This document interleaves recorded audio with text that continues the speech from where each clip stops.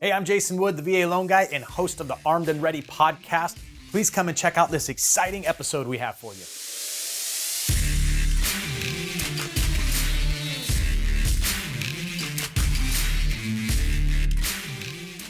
Hey, and welcome to the Armed and Ready podcast. I'm your host, Jason Wood, the VA Loan Guy. Today we have returning guest, one of our favorites, Marty from the Black Rifle Coffee Company. Marty, what's up, man? Thanks for being on the show again. Hey, thanks for having me on. So what's happening in your world, man? I know coffee is a lot of your world, and branding, marketing, online stuff, real estate.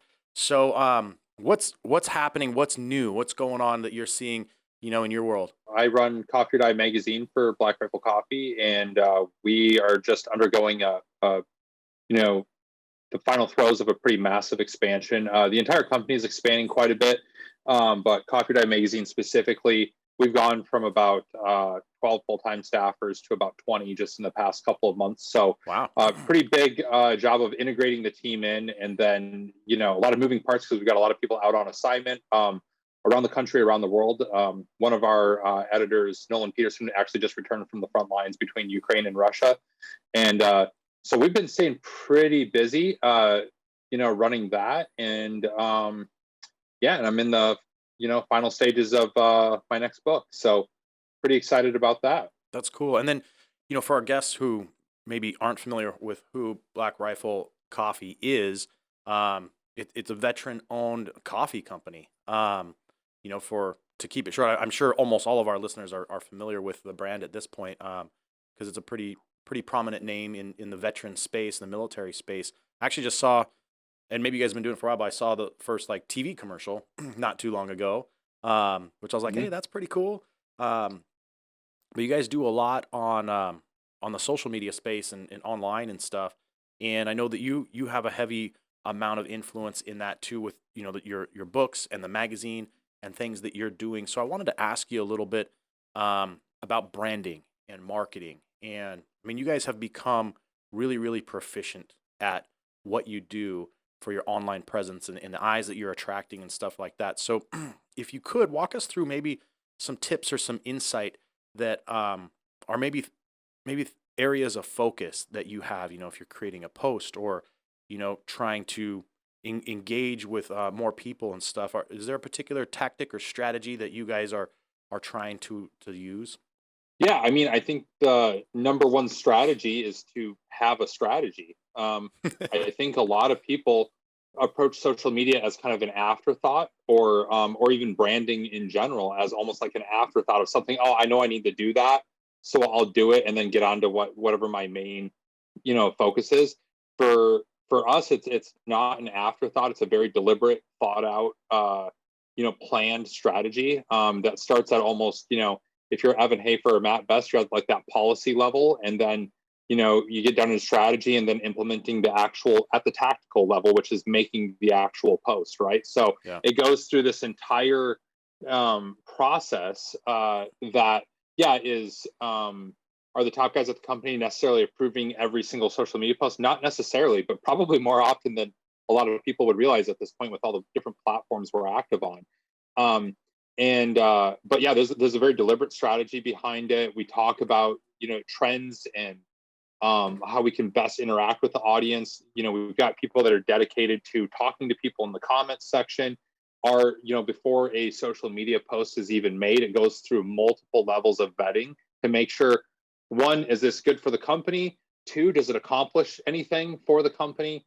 Three, is it good? Is it just like, does it provide value to the people that are following us on Instagram or Twitter or, LinkedIn or YouTube, whatever it may be. So I think that that's where we're a little bit different. Is I think a lot of other companies that I've interacted with or seen there, that it's just like, oh, hire like, the 20-year-old that needs like a summer job or an after school job that knows how to use the social medias and let them do their thing, Whereas for us, it's like we're not only are we putting a lot of effort into it, the hires that we make for those positions for the people in that social media department, we're going out and finding people that like, hey, what does their presence look like, or what other work have they done? We're trying to find the best and brightest people in that space, not just somebody that simply knows how to make a post or how to manipulate the platform. Yeah. And I think like I've watched kind of social media and its maturation in in my industry, right, in the mortgage and in the real estate industry. And I know like a few years back, different companies would do exactly what you're saying. Like they'd hire that 20-year-old or that college intern, because nobody even Hmm. knew how to like make a post. So it was like Hmm. super foreign.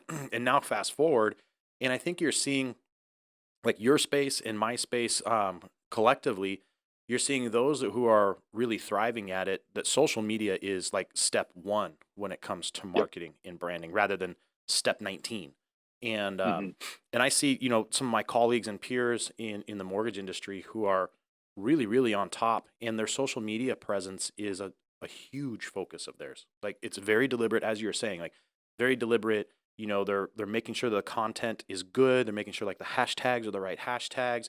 There's a lot of thought going into it. It's not just like, hey, here's a picture of my lunch. Thanks everybody. Yeah. There's a lot more to it, and it's cool because it's that old business saying, kind of like the belly to belly, face to face, sit down and relationship. While super important, I think we'd all agree on that. Social Hmm. media and this branding and this presence gives you the opportunity, rather than shaking one hand at a time, to shake 1,000 hands at a time, and be seen. I think that like even the modern interpretation of that though is not just doing fire and forget posts where hey you made your post on Instagram say, and then you're just completely absent in the comment section. If you hopefully whatever post you're making is engendering some sort of response from your audience and they're commenting or and you're interacting with them, you're having that one-to-one. And I know specifically um, you know, uh, especially if you're a bigger personality, people get really excited that, oh, hey, they responded to my comment, Yeah. and that is, it's a thing. And so, yeah, you're not necessarily able to sit down across the physical table with people every often, but responding to DMs, being active in the comments section, um, you know, treating it like what it is, which is a community, um, that goes a long way towards building an audience and making sure people they're much more likely to interact with your posts if they know that there's a chance that you're going to respond to them. And the more people that are interacting with your posts, that impacts how much Instagram or Facebook or whatever is going to show that post to your overall followership or like Yeah. it all feeds into each other. Yeah, and they have their own algorithms. I'm sure they vary from media site to media site, but yeah, like you were mentioning, that engagement, the interaction, and now I think you look at like Instagram with their reels, like they're when these social media companies come out with like a new feature, they want you using it right away, and Mm-hmm. I'll admit, I mean, I've been slow to, I haven't even adapted and done a reel yet, but I know that's where I need to be because I've seen my views and my engagement be suppressed. They're way lower than they used to be, and I know it's because I'm not playing their game, right? Yep. And so you have to be able to like recognize that stuff and adapt to it. I think in order to still be relevant, right? There's a couple of kind of case studies in that. Back when Facebook launched their, ability to upload videos, they started weighting videos very heavily. Like a video post would reach far more people than just a regular text or photo post. Right. And you would see just these astronomical view count numbers on video. Well, now that that's been in place for a while and that's well established, you're not gonna, they kind of reeled that reach back in. YouTube, when they started to weight watch time over view count, as far as showing them, you saw a big transition from like, okay, I can't post just a 1 or 2 minute video every single time. I need to have like 10, 15, 20 minutes to get that watch time up. And again, like YouTube rewarded people that put out longer form content, and I think that's part of that goes into like the whole strategy, right? And how you're pushing everything is knowing that each platform is different and they want different things, and what works on one platform doesn't necessarily work on the other. And I think you see that a lot of people, they'll sign up for like one of these like shotgun blast type services that, hey, put your post in here and we'll shoot it out to all of the different social media platforms. Yeah. And it's like, man, you can always tell when people do that, and it just immediately like it kills engagement because people see that and they're like, oh, you put zero effort into this, I am going to reward that with zero effort on my part. Like you're not going to get my view or my click or whatever. Yeah. And also it's probably going to impact how I see your company or service or product or whatever. If you're not putting effort into this, how much effort are you putting into the main product of your business? Yeah. Yeah. You're absolutely right. And do you guys have like in your marketing group? and I know that all these different sites, YouTube and Instagram and LinkedIn, all this stuff have kind of their different approaches and their different strategies, right? Do you guys have people in house that are like, hey, this person's like the expert at YouTube, this one's like the Instagram guru, or is it kind of a collective effort? Do you guys have it broken down any sort of way? No, the social media team, they're all familiar with, I think it's just, there's an expectation that everybody be familiar with those differences and those nuances. There's certainly like influencers that are specifically for, we know have a presence on Instagram or have a presence on YouTube that we leverage. But as far as like our actual staff, they're all pretty much expected to know the ins and outs of every platform, rather than being siphoned off into one thing or another. Now, certainly like our YouTube presence, isn't even like, that's pretty much where we publish all of our video, and that's like a whole other side of, like, YouTube is more than just a social media platform for us. That's like our entire, where we publish. It's more of a publishing platform than it is a social media platform. Like we Yeah. use it in a slightly different way than we do, say, Instagram, Twitter, LinkedIn. um a lot more effort goes into that. We put a lot of time and resources into the videos that eventually make it up on our YouTube channels. Whereas there's a little bit more, not that no effort goes into Instagram or Twitter. Like I said before, it's a very deliberate process, but certainly it's not as intensive, and we're posting more regularly. Whereas we might get 1 or 2 videos up a week on YouTube, we're posting at least once a day on all of the other social media platforms. Or if you're talking about Twitter, LinkedIn, Facebook, I know specifically for Coffee or Die, we're putting out between 6 and 10 stories a day. So we're getting between 6 and 10 posts a day on everything except for Instagram. Wow, that's a lot. That's really good. Tell us a little bit about Yeah, the keeps us magazine. busy. Yeah, absolutely. Tell us about the magazine a little bit. I'm curious to know, what direction you guys are taking the magazine, and is it actually a printed magazine or is it all online now?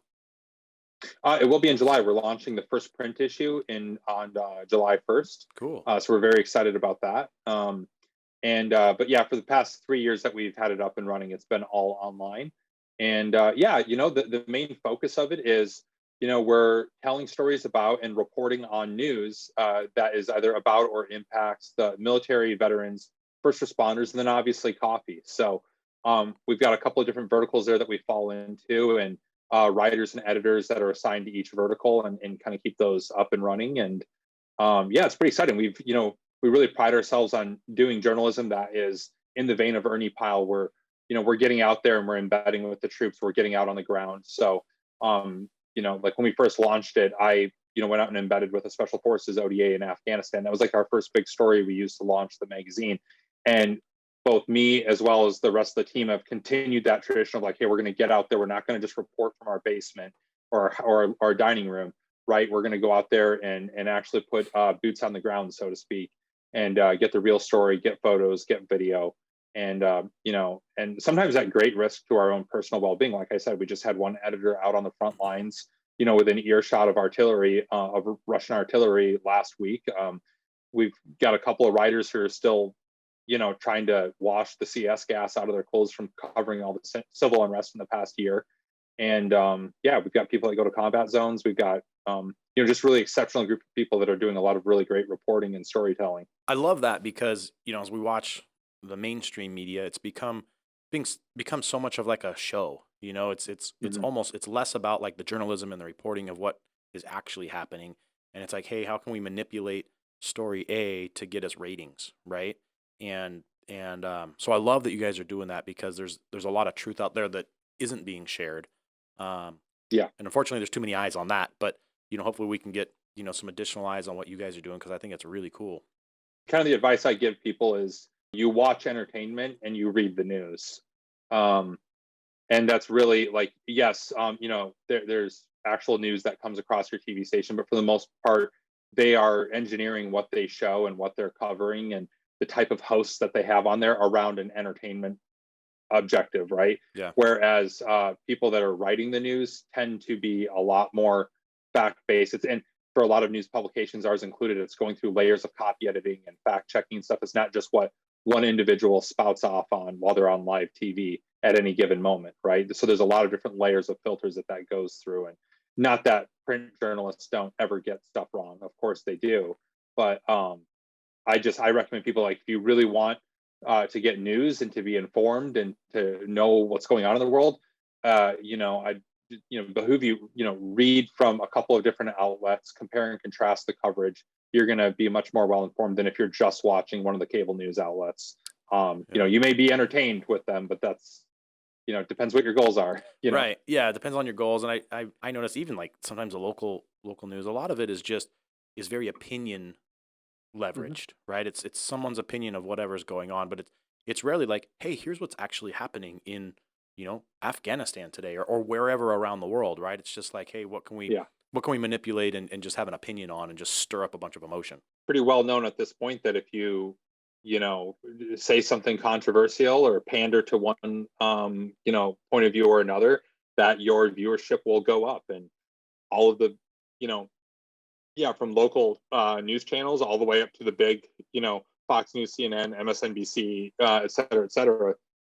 They all kind of know, hey, if we are controversial or pander to one side or the other, that our ratings will stay up, and it's true. It Totally. works. It's a proven formula. Yeah. No, Not great for society, though, in my opinion.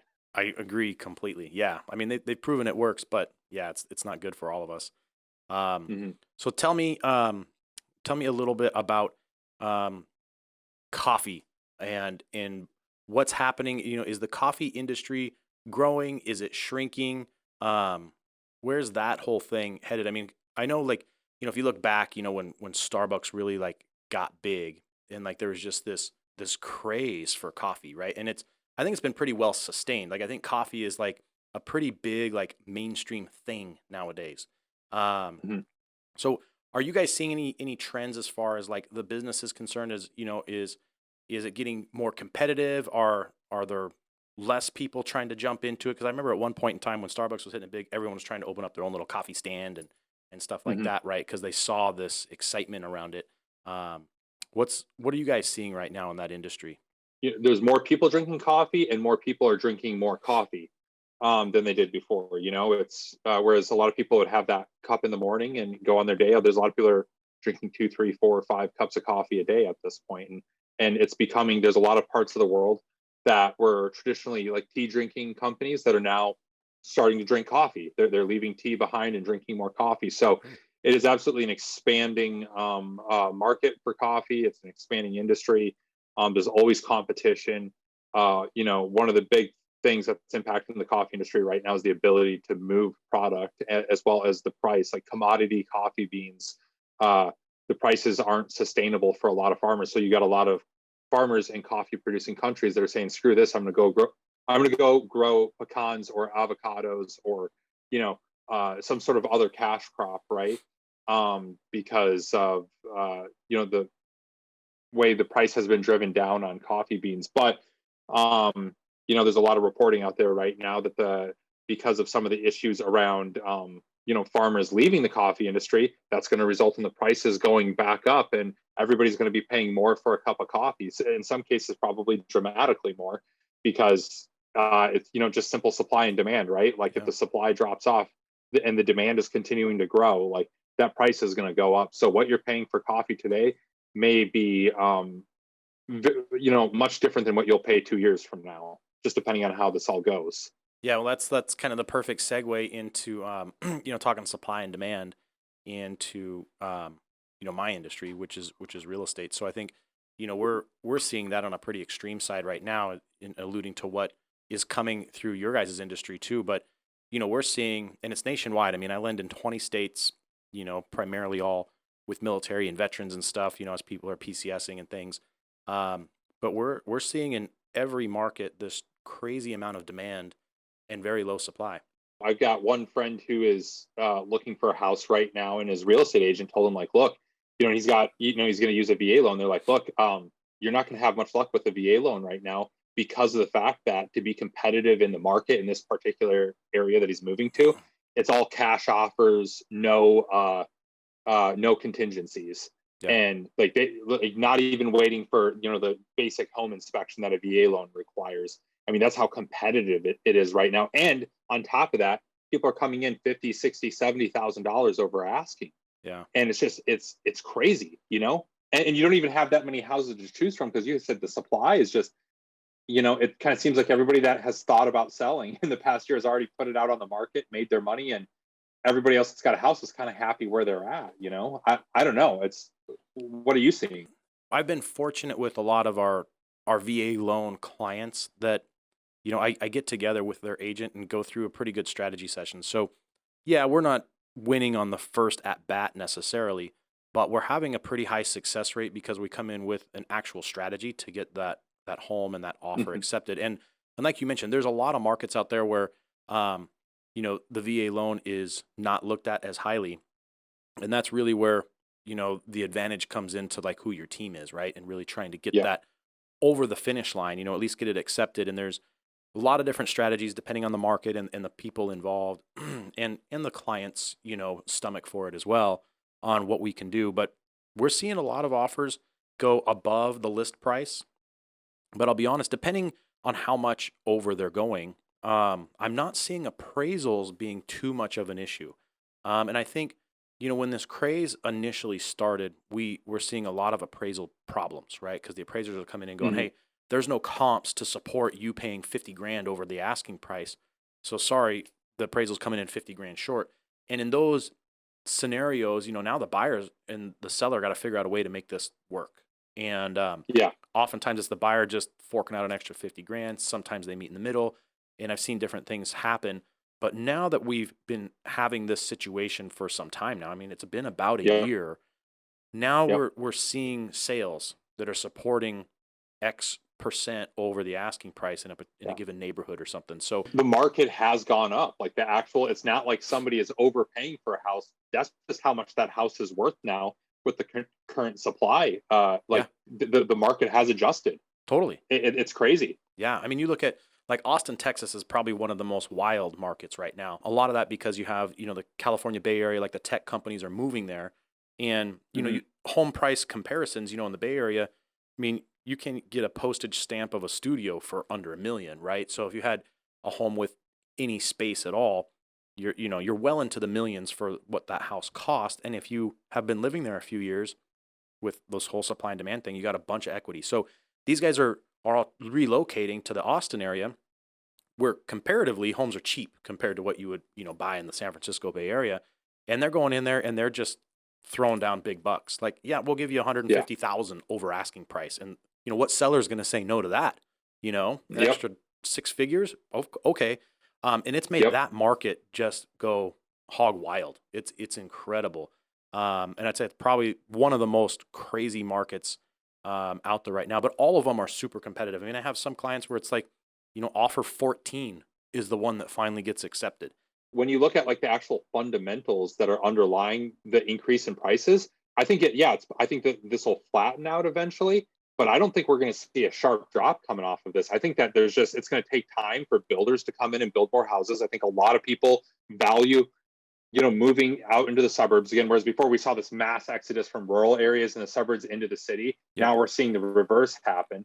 And I think it's going to take a while for builders and just the overall market to catch up to that.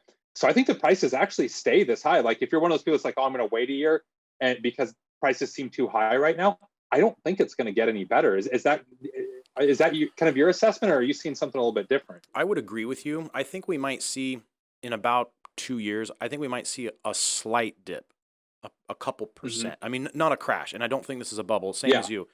We might see a little bit of a pullback and then kind of a flattening.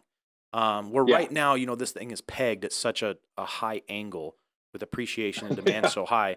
And a lot of that, I think it's fueled by two things. I think the number one thing that's fueling that is the super low interest rates that we've had for Hmm. a year now, right? People are very accustomed to these crazy low interest rates, which has afforded people the ability to buy more home. And it's also changed like that mentality of, oh shoot, money's cheap, I better get some. And Hmm.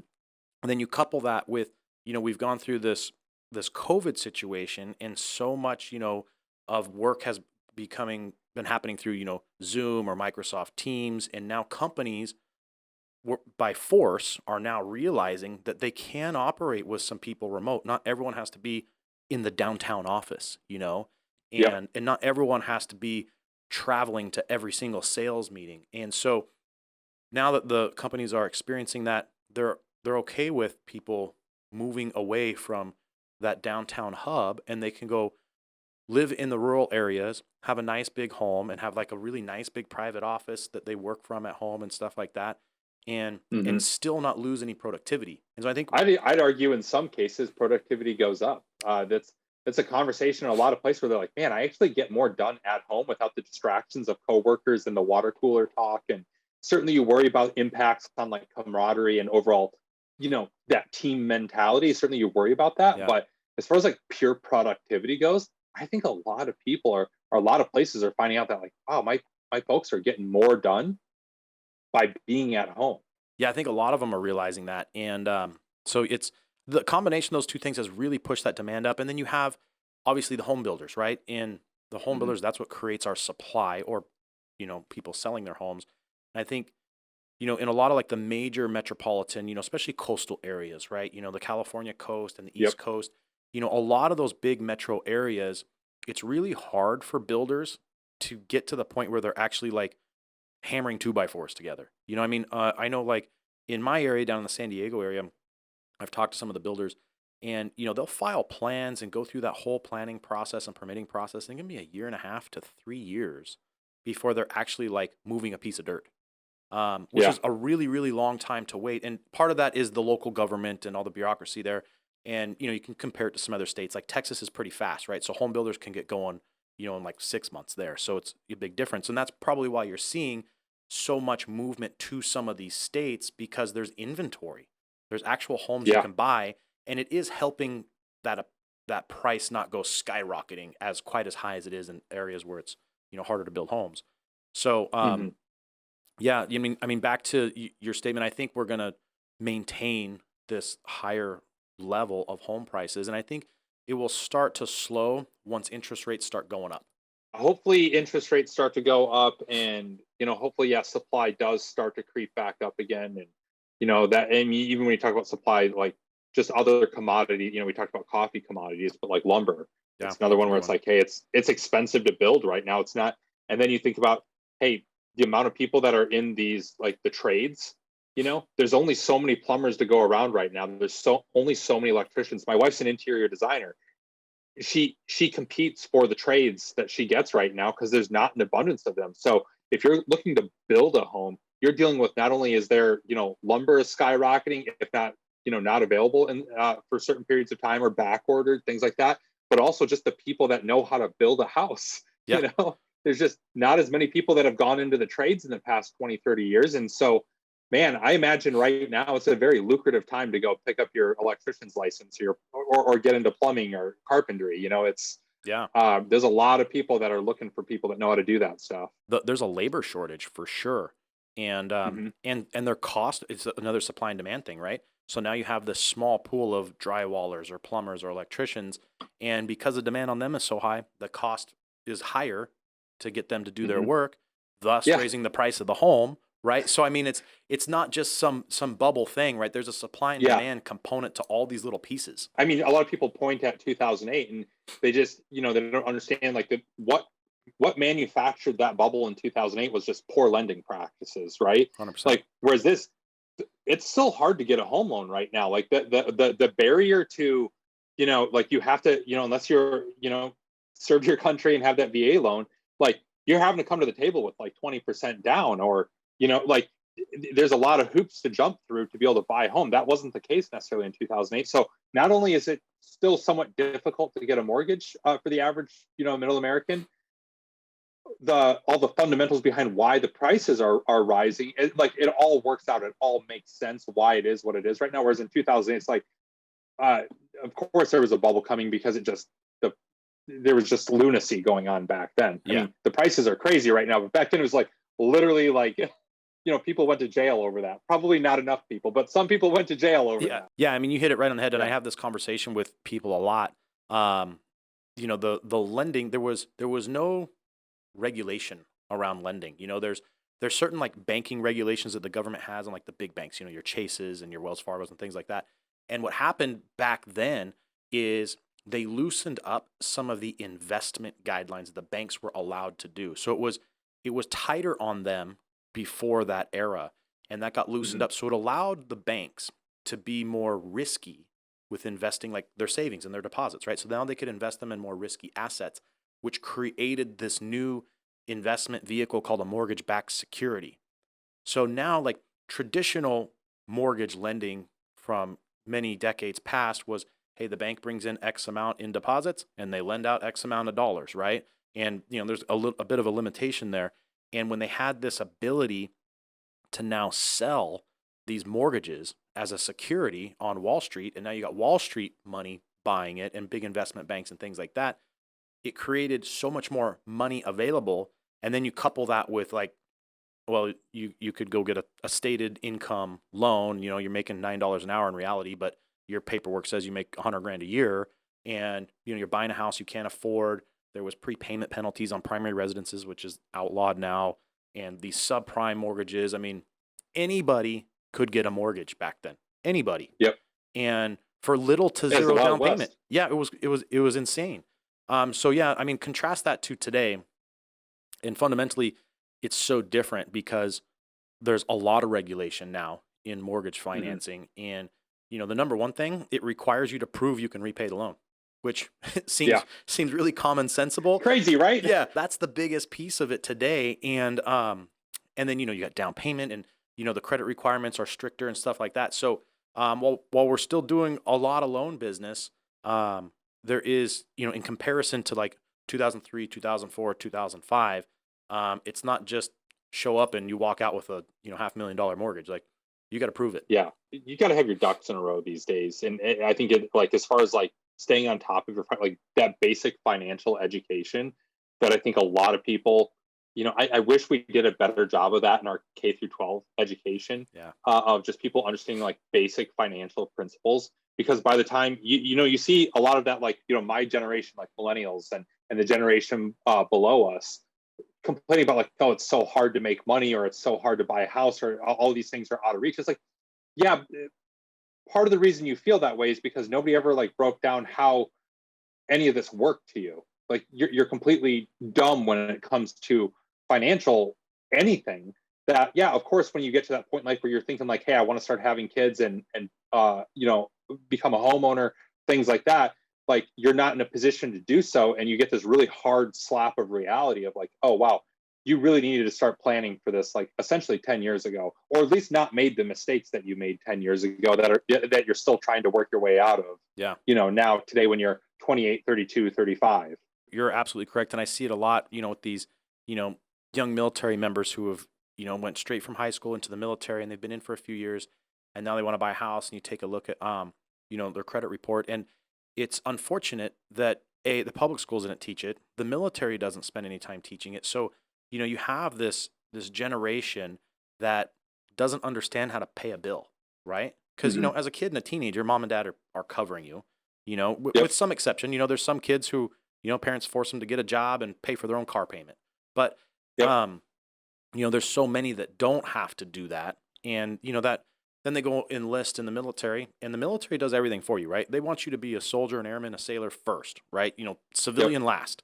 And, which is great for the mission, right? You got to be mission ready, but they don't know how to balance a checkbook or necessarily how to pay bills on time, without getting a $29 collection from AT&T, and don't understand the impacts of that and how it can affect them in the future. And so yeah, it's really unfortunate, and we try to, we're working on some things here and creating a foundation to where we can maybe bring that education at least to the military folk. And just start getting kind of the basics, Once you start to learn these hard lessons, it's on you. Like if you're having kids, things like that, like start them young. Like one of the things that I wish I would have had growing up is more of an I wish my parents would have taken more of an active interest in that. And to be completely frank with you, I don't think that they knew there's a lot of things that they learned the hard way, I think, and that resulted in a lot of mac and cheese growing up, I think, and for dinner. But like for me and a lot of the friends that I talk to, it's like, we're trying to take an active interest in teaching our kids the stuff that they need to know, and not waiting until you're graduating high school next year, but starting young. So one thing that we started recently doing with my daughter, who's in first grade, about to turn 7 years old, like, okay, we did a chore chart. We assigned a value to each chore based on how much time it takes to do that chore and how difficult that chore is. So not every chore, it's not like a blank $10 a week or something like that. It's like each chore is assigned a value.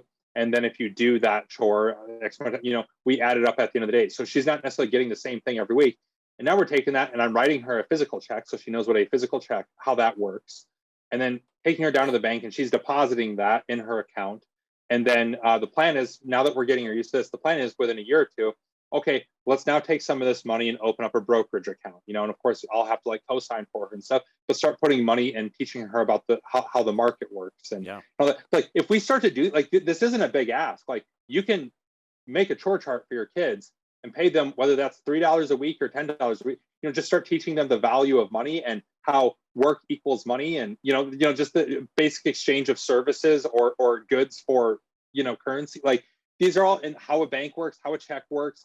You can get into the more complex stuff later, but you can start really young. Yeah. And I think the more we do that as a society, the more we're going to set that next generation up to hopefully have, at least something in the bank when mom and dad need a wheelchair ramp built outside their house, like, Yeah. Yeah. Well, and just that practice, right, of being able to save and invest. And, I look at, a lot of my peers in my business and just, clients and stuff like that who are just not prepared for retirement, right? And, Mhm. they're hoping that the automatic 401k deduction out of their check is going to be enough for them to survive one day and maybe Social Security. And the reality is, if you go back to our earlier conversation with home prices going up and the cost of everything it's going to continue to increase, right? And so Mhm. the amount of money it's going to take to survive when you're not working anymore is going to be a bigger piece. And so, teaching these fundamental lessons when they're really young is critical because you want your children, by the time they're in a position where they're in their teens or their early 20s and they have like a job, it's maybe not the career job, but they have a job that they're disciplined to that stuff. And, and you probably understand, the compounding of money and as they're growing this, if they started when they were 6 years old, just putting a few dollars into a brokerage account, by the time they hit retirement age, they'll have a few $1 million available Yeah. to them from their own saving efforts on top of whatever else they've done, real estate and Yep. 401ks and things like that. I mean, you could literally just put, your kid's allowance into an index fund and just let it sit there and just continue to, like, they're going to be very well off by the time they're looking at either buying a home themselves, or if they keep it further than that, like I said, retirement or something like that, they're going to be very well off. Totally. Like that's a great position to be in. Yeah. And it's like almost no effort it takes to get them going on that. My oldest is 4. And so she's starting to understand that there's a cost and going to work. And I don't know if she puts it all together yet, but she's been hitting me up to help her put a lemonade stand out like the last couple weekends in a row. I want to make That's some money, awesome. Dad. Let's put a lemonade stand out. And I'm Yeah. just like, yeah, that's great. That like there Yeah. already is like that thirst for, earning and understanding that. Yeah, and like with that, it's like you're getting into not just basic like financial literacy, business ownership principles, and like that entrepreneurial spirit. That's so cool that she's doing that. Yeah. Yeah. It's a lot of fun. And it's rewarding too as a parent. I mean, even though it's, small potatoes, it's just, really good lessons, right? And they just continue to build on each other. And yeah, we gotta work on what we can do to create a better financial health for not only our own children, but all these generations, right? And just teach Yeah, that stuff. 100%. Yeah, it's a lot of fun. How many kids do you have? Two as of about a month ago. Oh, So we just, congrats. yeah, we've got another one keeping us busy, making sure we don't sleep too much, and yeah, so we've got two little girls now.